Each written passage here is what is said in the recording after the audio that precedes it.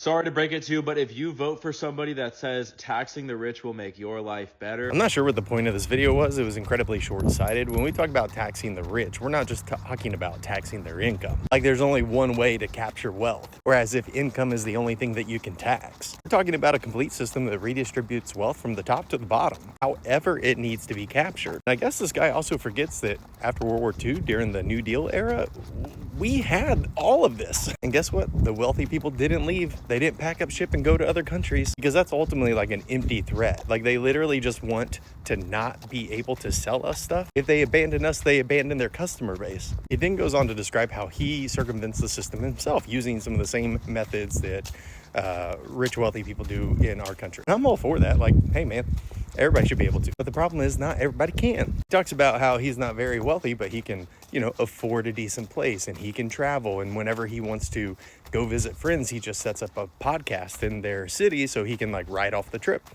Okay, all good strategy. Nothing wrong about that. But most of us can't do that. Why? Because the wealthy have taken all the wealth. It could be as simple as making these companies make sure that they pay everyone a living wage, that they give robust benefits, including full health care. Like when my grandpa got out of the army and started working at GE, he got a full 401k, he got full benefits, all paid for, all covered. And he didn't have to have a college degree to get into his position, a position that is now locked behind a college degree. So even the same position that he had that gave him all those benefits is not available in the way that it was when he got it. And the benefit package for that same position is also not the same or comparable to the one that he received. That's because the people in charge have the ability to change the rules in their favor whenever they want. And the other thing is, there are examples of companies that exist within the current system that have better hiring practices, that have better compensation practices.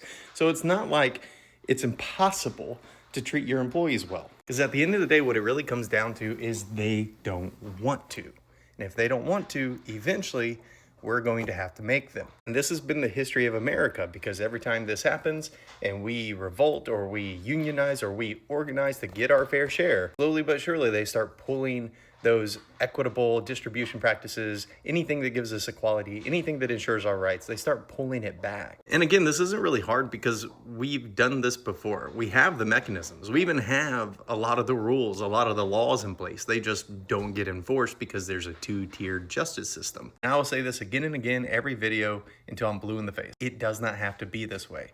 There is plenty of wealth in these United States to give everybody access to food, shelter, healthcare, education. Boom, we could do it. We just don't. Worldwide, we could literally do this. My free time, when I have the opportunity to be creative, I build things like this app, Emotion Soup, that's available on the iOS store. Android coming soon. This is a social emotional learning tool for caregivers and their children. But that's not all that I do. If you click over on my picture here and you go follow the links, you'll find this right here. This is a roadmap to create a more equitable and just society that I came up with on my own. But not really, because guess what? Again, these ideas are here. We have examples that show us that any of these measures could work. Alaska has a form of UBI. It is successful and popular. We could do that. We could start rolling that out in other strategic areas across the board.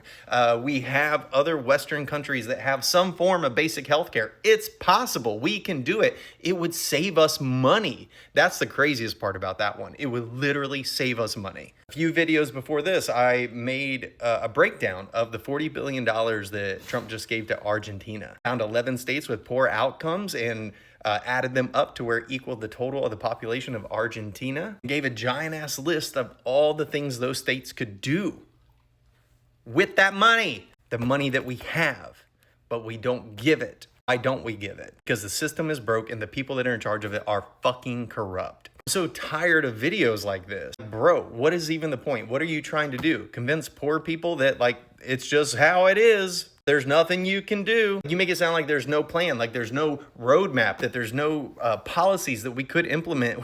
We could. They are all there. But if you're right and taxing the rich won't work, then we're left with one option. We'll just have to eat them.